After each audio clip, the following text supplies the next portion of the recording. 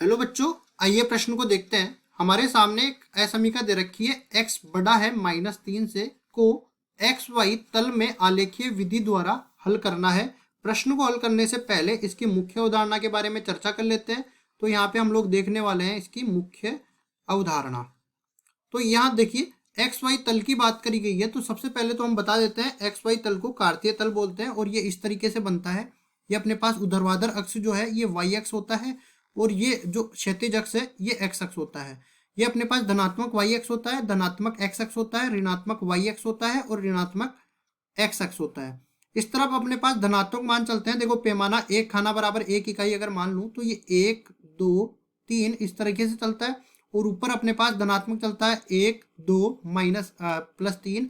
इधर ऋणात्मक का चलता है -1 -2 -3 और इधर भी ऋणात्मक का चलता है -1 -2 -3।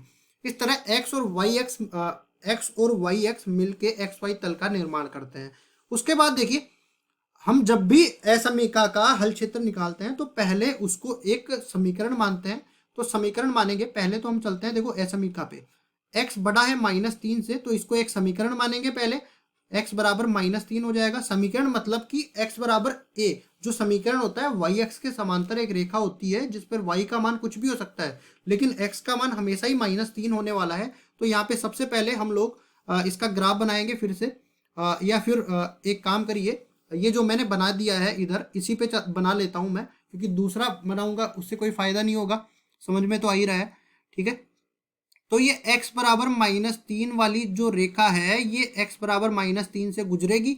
और साथ ही साथ ध्यान रखिए कि y का मान इसमें कुछ भी हो सकता है, लेकिन x का मान -3 ही है। उसके बाद हमें बोला है कि -3 से बड़ा, ये तो हमारे पास रेखा का आलेख हो गया। अब चलते हैं असमीका के आलेख पे।